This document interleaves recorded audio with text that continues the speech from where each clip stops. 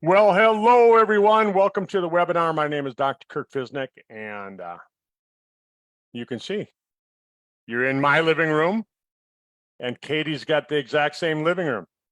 Yes, but in reverse. One chair. That's what I got. One chair and one plant. Welcome, everyone. Thanks for joining us today. So we've got some exciting health information to share, and we really appreciate you getting on the call today or watching the recording if you're doing that from home at another time. You bet. Thanks for being with us and taking the time. It's a Saturday morning down there and Friday night up here in beautiful Fargo, North Dakota. We're finally getting some nice weather. You're coming into summer now, so you're in spring, is that right? And summer soon? Yep. So we moved from a week ago, it was snowing, now it's 80 degrees. Oh, fantastic. You betcha. Yeah. I like it. Oh, great. All right. Well, we'll get Katie, started. thanks for being with us, and everybody, thanks for joining us tonight and watching the video. If you're watching the video, if you're on Facebook, make a comment. If you're watching us on Zoom, make a comment as well. And we're glad that you're here. Glad that you're spending some time learning about how to be healthy. Katie, when you said you wanted to talk about free radicals, I thought, a lot of people don't really understand it. They've heard free radicals. They've heard about it. They've heard about antioxidants. But, in a lot of cases, I would bet that most people don't have a clue what a free radical really is. Yeah, absolutely. Yeah. And so it's really important to know because, it's part of the aging process, major contributing factor to aging and disease and illness. And so if you have some knowledge about it, then you can take some steps to mitigate it as much as possible. So I think that's why it's really important, isn't it? That's right. So Katie, okay, you've heard of toxins and you've heard of poisons, right? Yeah. I mean, just really quickly, I don't mean to put you on the spot, but just, tell people what's the difference between a toxin and a poison.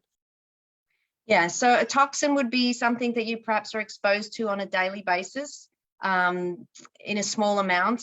And over time, it, can build up in the body and cause damage. It can cause, oxidative damage healthy cells. And so it's not something that happens overnight. So when you see these ingredients in products and you're like, oh, it's okay, well, it doesn't kill me, I'm not dead yet. No, but that toxin is continually chipping away at your health day in, day out. Whereas a poison is something that you would take would have pretty much an immediate effect, and could risk, I guess, potential death, quite quickly. Right.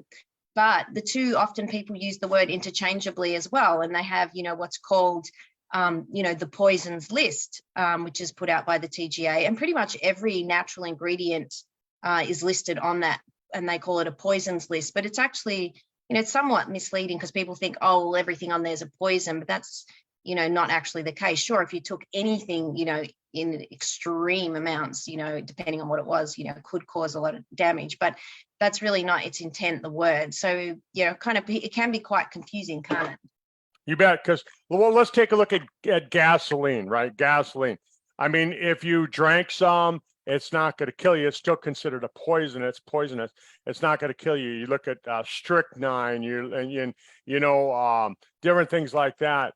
Cyanide. I mean, it can kill you, but in small amounts, it really doesn't do that. But if you add, like Katie was saying, you add those small amounts over an accumulation of time, it actually can cause some pretty bad damage.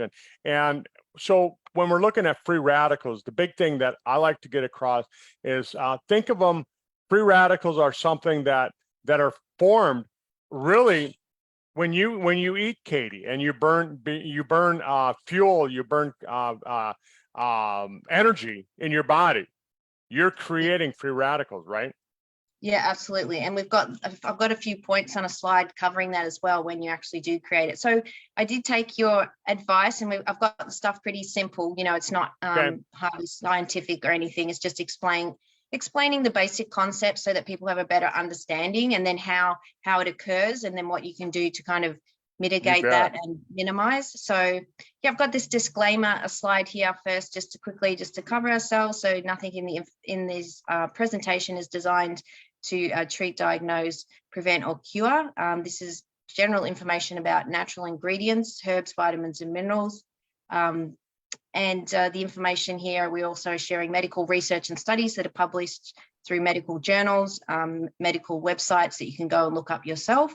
And, you know, if you are unwell, do consult your healthcare provider. So that's really important to disclaimer. very But you thought you'd like this picture here, Kurt, how stuff works. Yeah, exactly. Let you take a look at that. UV light, metabolism, just your body metabolizing, smoking, pollution, radiation. All of these things can cause this damage, this free radical damage. And basically, what it means is that when you form a free radical, you're stealing an electron from a cell. You're stealing an electron, you're stealing an oxygen, because an oxygen is an electron. You're stealing that oxygen, you're stealing that electron from that cell, and now that cell is missing an electron, and so it turns into a free radical scavenger.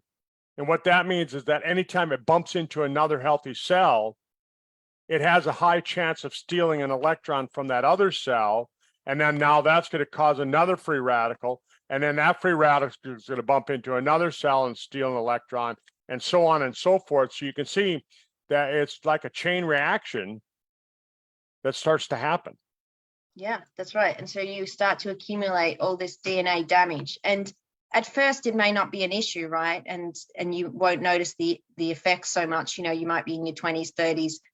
But as you start to get into your 40s, 50s, particularly 60s, 70s, and 80s, then it starts to become very noticeable. And that accumulation of damage that you've been chipping away over the years starts to kind of show itself in all sorts of ways.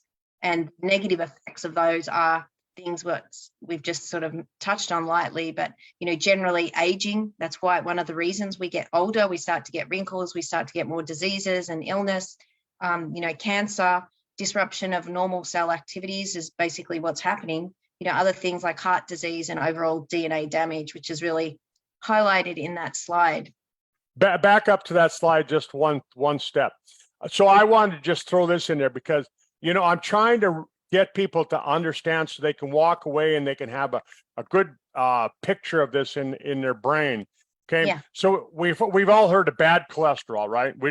You know, I won't get into low density, high density, and like that. I'm just going to say bad cholesterol, right? Katie, you've heard of that. Everybody on the call, everybody listening to the recording, you've heard of bad cholesterol. Okay.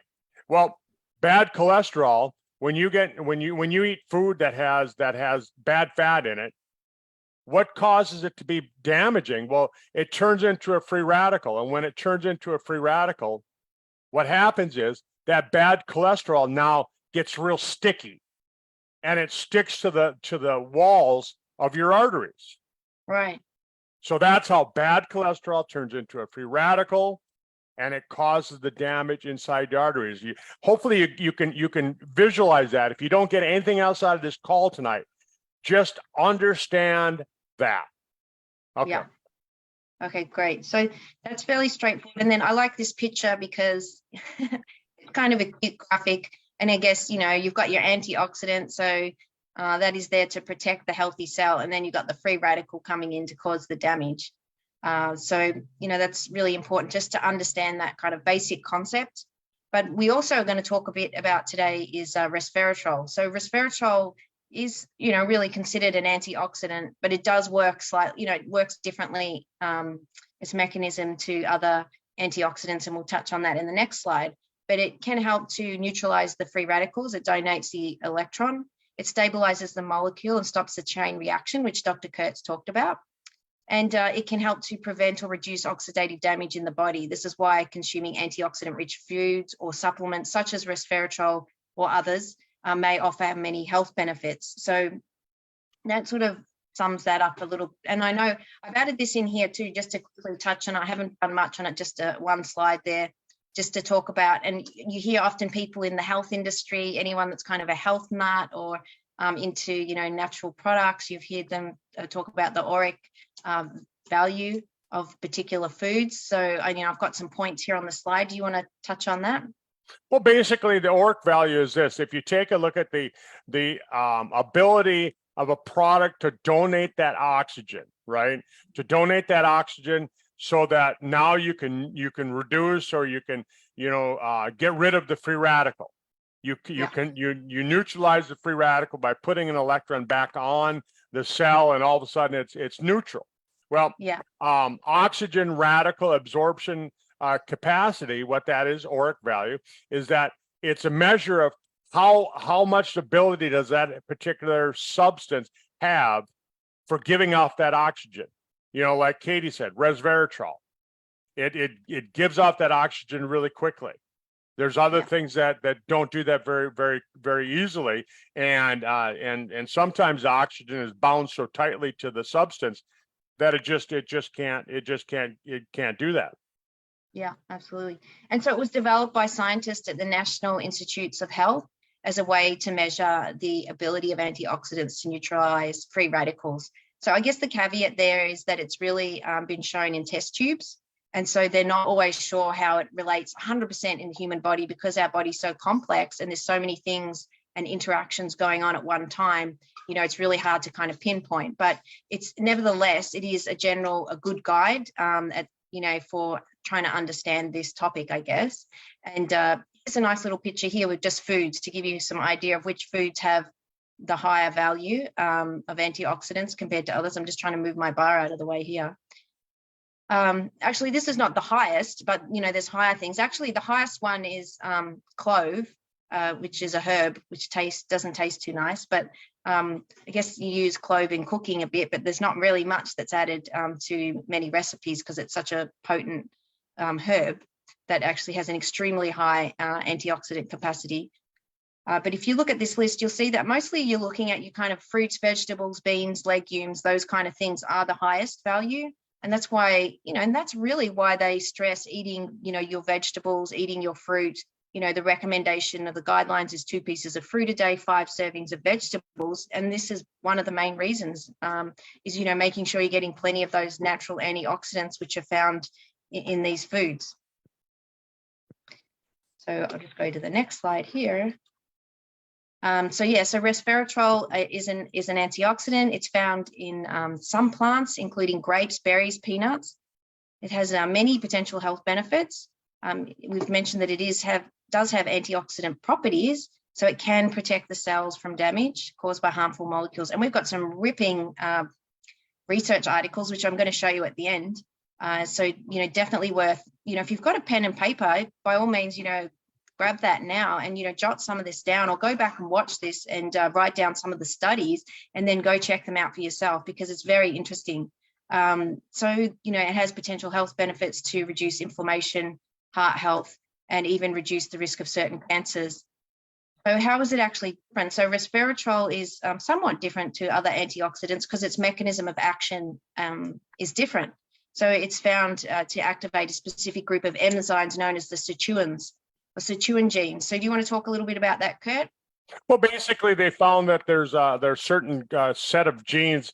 There's 7 of them, and the SIRT1 gene is the one that repairs damaged DNA. So people say, yeah, but how do I know if I got damaged DNA? Trust me, you have damaged DNA.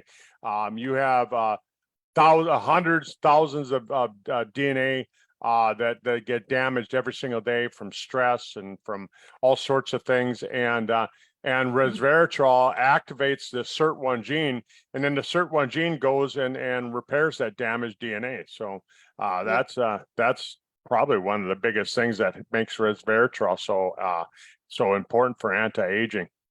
Yeah, 100%. And it is relatively poorly absorbed. So there is special ways that you can take it to help increase the absorption. And we'll touch on that towards the end, and Dr. Kurt will comment on that. So you want to be really mindful of that, because not all resveratrol is the same. Because you say, oh, I could just go out and buy it. You want to be really mindful of the type of resveratrol you're taking, who's producing it and all that. And we'll summarize that at the end, just what to look out for when checking on that. So powerful antioxidants. So I also want to talk about other ingredients that are antioxidants that are natural, that people often consume, and so some of these well, I've got a number of these listed, so we'll cover the first two. So blueberry juice extract. And so the health benefits have been attributed to important number of bioactive compounds in the blueberries.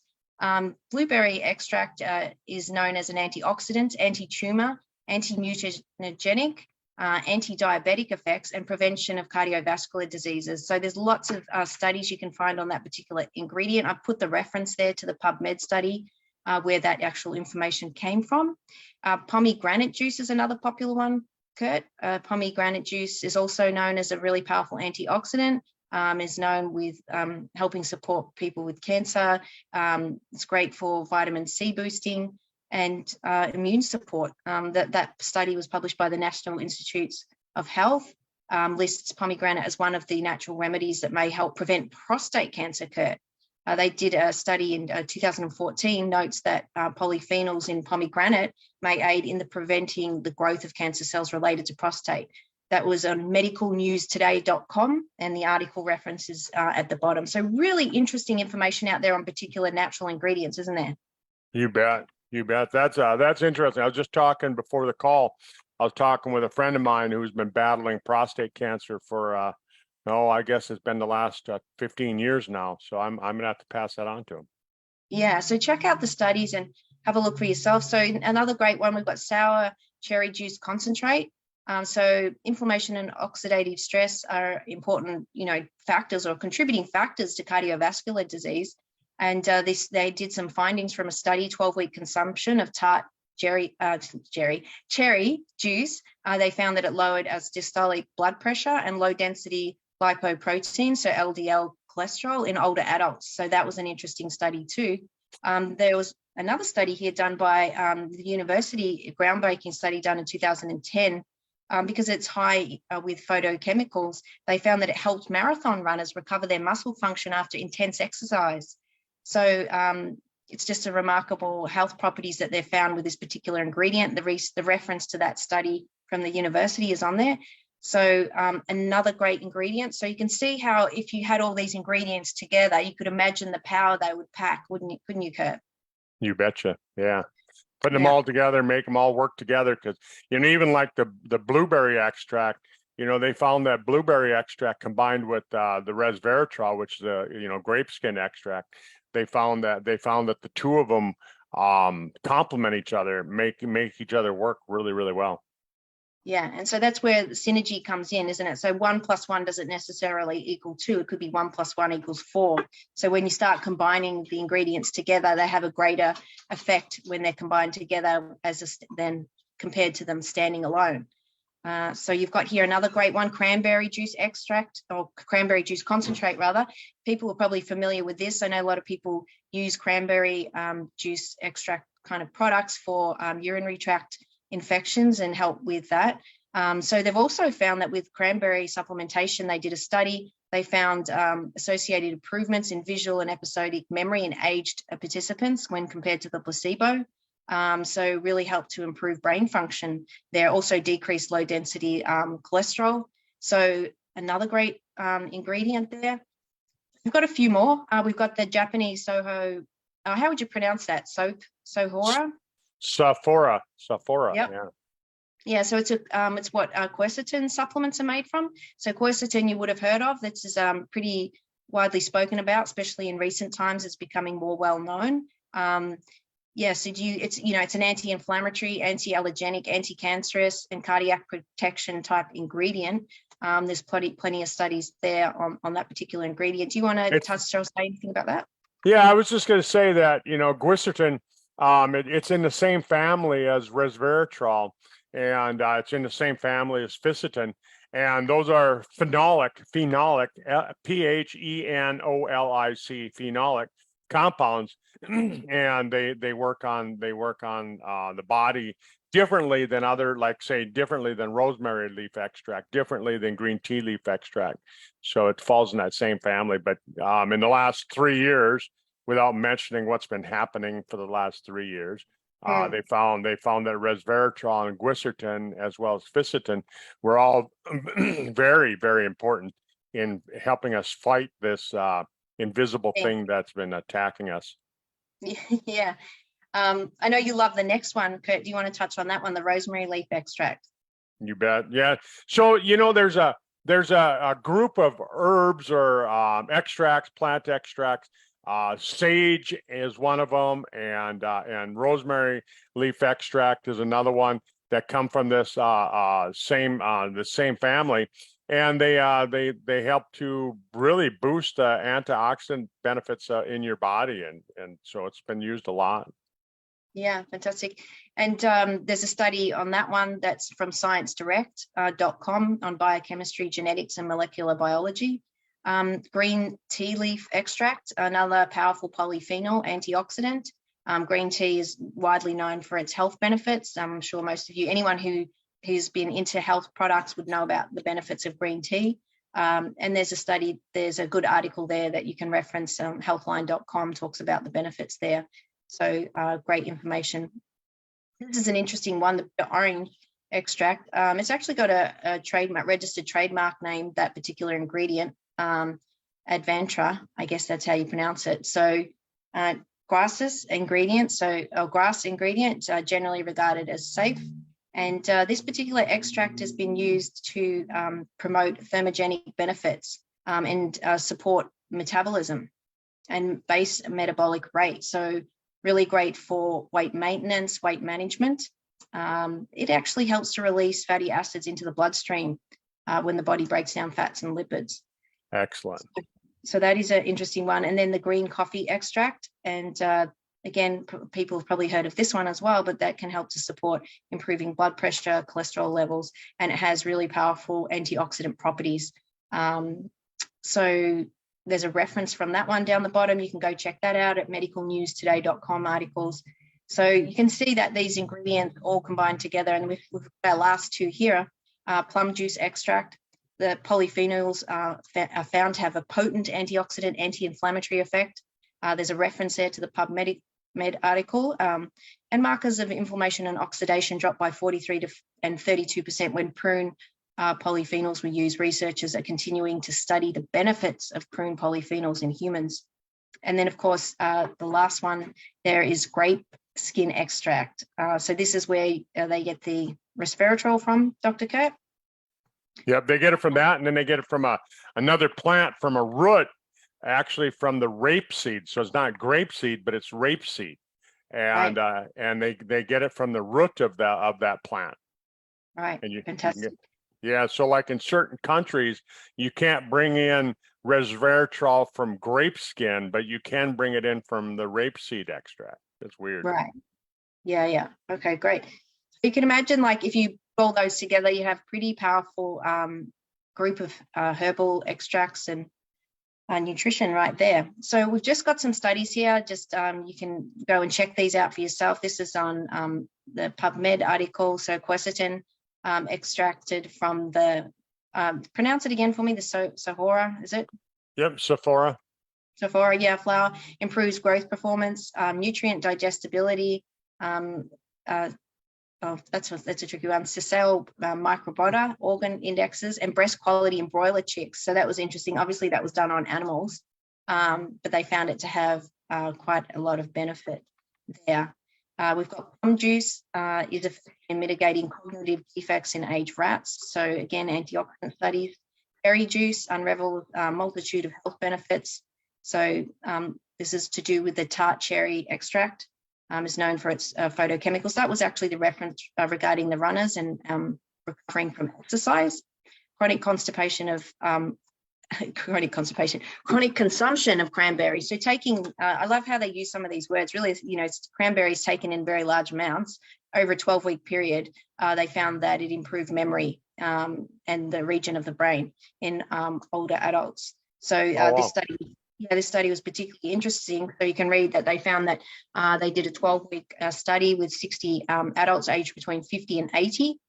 They did a cognitive assessment, including memory function beforehand, and the results found that after 12 weeks of supplementation, they found improvements in visual episodic memory in aged participants when compared to the placebo, increased regional perfusion in the right, some of these medical terms are tricky, interforeal cortex, might be pronouncing that wrong, basically in the brain, nice way to say the brain section of the brain, Yeah, and it basically helped to decrease the LDL cholesterol. So it's pretty amazing. So they found that it definitely had a benefit, and that was obviously taken in larger amounts, that particular ingredient. We mentioned also the tart cherry juice, biomarkers on inflammation and oxidative stress in older adults. So that had great benefits there. We've got dried plum polyphenol. You can see these are all basically the extracts of different fruits and their benefits, their antioxidant benefits. So this, now we've got a few studies here that I just wanted to point out. These ones are on resveratrol. So jump on pubmed.gov and go and check out resveratrol and have a look through some of the studies. They found this one was regarding breast cancer. Do you want to comment a little bit on this one? You bet. Well, I'll just tell a story. I mean, I've used resveratrol, recommended it for people that have breast cancer, and I've seen amazing results. You know, we can't say cure, treat, anything like that, but Yeah. Combined with prudent medical care, you know, we'll just say it that way, and medical diagnosis with the treatment with their doctor, and then using resveratrol along with that, we've seen some amazing turnarounds. Yeah, just incredible ingredient. Resveratrol also has been studied for its mechanisms, preventative effects of age-related diseases. And so here's another great article just discussing how it could have a lot of potential in that area. And they found that increases lifespan. It says here, resveratrol increases the lifespan of several model organisms. I guess they're animal studies regulating oxidative stress, energy metabolism, nutrient sensing, epigenetics, by primarily activating the sirtuin. And Dr. Kurtz already touched on the activation of the sirtuin gene. We've talked about this one, you know, and how resveratrol helps with emerging respiratory viral infections. Yeah, so we probably want to be mindful of the words we're saying so we don't get blocked or something. But, you know, you can go check these studies out. So if you've got a pen, write down the article title, and you can go and have a look and have a read of that, try and understand a bit more about that. And again, we've got resveratrol with cervical cancer here, and they're sharing some evidence from vitro and in vitro studies. So really another great article. We've talked about that, so boosting immune system. There's literally hundreds of articles like this, so do go check it out. You know, lots of medical references there. And as Dr. consult with your doctor. You know, these sort of ingredients can be taken in conjunction with your, you know, with medical treatment that you're having. Obviously, once you've consulted your doctor, and it can work really well when you combine things together. A really powerful effect. So, kind of in summary, if you wanted to get more antioxidants in your diet, the first thing you want to do is be eating plenty of fruit and vegetables. And I talked about that at the start of the presentation. You know, 2 pieces of fruit, 5 servings of vegetables a day. It's actually quite a lot. It's a big commitment to doing that every day. And especially if you're busy and in a hurry, and I can pretty much say most people probably would not be doing that, even for myself. And I'm really, must say, I can be quite disciplined. And it is, you know, I have to make a conscious effort every day to do it. And, you know, to make sure I get all those servings in. So it is a challenge. So the other thing to consider is, you know, having your green tea or teas that are higher in antioxidants, eating, you know, whole grains. They're rich in ferulic acid and phenic acid. So that can help there. Herbs and spices, which we talked on, turmeric, cinnamon, or oregano. Nuts are really beneficial. They've got lots of antioxidants. And then at the bottom, I've put consider supplements. Well, it's best to get antioxidants from whole food. Supplements definitely can be helpful, especially if you're not getting enough from your diet alone. So you want to be considering that. And then, Katie, before we move on, go back to that last slide. Yeah. And I was just going to say this about, you know, when you talk about snacking on nuts and seeds, you know, if you're buying raw nuts and seeds and you want to consume them, the best way to consume them is you want to do what's called sprouting them. You want to sprout them. What I would do is I would take and use a probiotic mixed with water, and let the nuts or seeds soak for boy, I don't know. Katie, do you know how long you have to let them soak for them to? They're not really sprouting. It's not like growing a vine out of. I think 20. I think overnight normally, but at least 8 hours. It would be 8 to 24 hours from memory. Yeah. So let them sit in the water with the probiotics. Let them sit in the water for about 12 hours overnight, 24 hours, and then let them air dry. So air dry them back out. Now all of a sudden it gets off. The plant creates a covering on those nuts and seeds to protect them, and it's to make it so that birds and rodents don't eat the nuts and seeds, and because it makes it taste bad. But what it does, it makes it so the nut and seed doesn't actually break down in your body. But if you sprout it first, if you let it soak in water and then air dry it and eat it, then you're going to get the best benefit from it. So I just wanted to throw that in. Yeah, that's really helpful. So you can buy nuts like that where they've been soaked, but I've generally noted that they're twice the price because obviously the person or whoever's manufacturing has gone to a lot of trouble to then, soak the seed. And so they are a lot more expensive. So if you can do it yourself, that will save you a bit of money. And there are many, as Kurt's pointed out, health benefits there. So that's really important. And just to add in a story here, I've got a situation with a family member, and we've talked about how at the start of this presentation, how, things accumulate over a lifetime, particularly toxins and building up. It doesn't happen, the next day. And for some people, they're fortunate enough to go through most of their life and not have to worry about it. They, may be pretty much eating what they want, not cutting back, just, having drinks here and there, eating whatever food they want, not exercising, and generally just cruising along most of their life, their whole life. And then they get to an age, maybe late 70s, early 80s, and, things start deteriorating a lot quicker because, by the time you've reached that age, you're actually aging about 3 days for every day that you're alive. Your body's breaking down at a much more rapid rate. So if you kind of don't change things at that point, like if you don't, start exercising more, tidy up your diet, if you've got problems with memory and you're older, even younger, really should cut out the alcohol at that point. It's getting someone to make those changes at that point. It's really hard. And just, I don't know, it's just that people, well, I'm speaking of family members, aren't prepared to do that and make changes because they've lived their whole life a certain way. But to be honest, I actually feel like if they wanted to enjoy the rest of the time that they have here to the best of their ability in terms of health, then it would be required to make some of those changes to improve their function. But it is really challenging when people don't want to kind of make changes. That's right. At the very least, then even considering taking perhaps a supplement, obviously consult with your doctor if you've got a medical condition, but that could support, that could even be of great benefit and could make a big difference.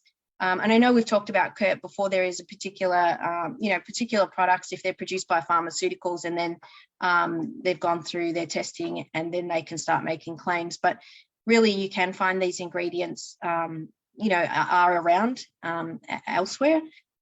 And they do have great benefits. So if you are considering taking a resveratrol kind of antioxidant drink, these are the recommendations I'd make, and I'm sure Kurt would agree with these. So you definitely want to purchase from a reputable manufacturer that does not fairy dust. Do you want to just tell people what fairy dusting is, Kurt? You bet. Well, there's, most products, most vitamins are sold based on cost. So what they do is, there's nobody really regulating most of these companies. And what they do is they put it on the label, and then they take and they put, sometimes they don't put any in there at all. They just, they just say it's in there. But fairy dusting means you're putting very little in, just so you can put it on the label. Yeah. Yeah. So you want to make sure they're reputable, that's what's in the product is actually there. You want to be purchasing a product from a CGMP manufacturer. So it's a certified good manufacturing practice. They follow a set of guidelines and regulations. They're set by the FDA to make sure that their products are consistently manufactured and they meet safety and quality standards. Now, if you're purchasing a product like a resveratrol antioxidant drink, you want to get one that's using a nanotechnology, because you can make the resveratrol up to 250 times more bioavailable than an encapsulated resveratrol product. And that's really important. And also the way it's packaged too is important too, isn't it, Kurt? Because when resveratrol gets exposed to air, it is quickly destroyed. Yep, it oxidizes and starts forming free radicals. Right. And so how do they avoid that? So if it was going to be in a liquid, what would a company do to avoid that? Well, some of these companies, what they're doing is they're actually taking and so that the resveratrol doesn't get exposed to oxygen. What they're doing is they're putting it in the bottle and they're having the bottle filled with something else, another type of a gas or a liquid. So as we're pushing it in, putting the resveratrol in, it's pushing the other gas, the other liquid out. Right, and that helps to preserve it. Yeah. Yep, and it prevents it from getting exposed to oxygen. You betcha. Yeah, and of course in dark packaging, so it's not in contact with direct sunlight. And then, if you are going to take a resveratrol product, consider taking one that is additional antioxidants, such as those ones we've gone through this evening or this morning, depending where you are in the world. So yeah, that's kind of it. Just give you an overview of radicals, antioxidants, and or value of antioxidants. So hopefully you found that interesting, quite insightful. If you would like more information, you can reach out to myself or Dr. Kurt, comment wherever you see this video at the bottom, ask for help, or really get back to the person who shared this information with you. You bet. Get back to the person that shared it with you. Let them know that you'd like to find out more information. We've all got our favorite products. We've got products that we know that work, and that's how you find out what they are, because new rules say we can't tell you about a product on here. Yep. So we are sharing the information, and then you can make up your own mind. So hopefully you enjoyed that. We really appreciate you getting on the call, and we look forward to you joining us next time. Have a good night, everybody. Thanks for listening, and enjoy your weekend. Good night. Thanks, Katie. Good day.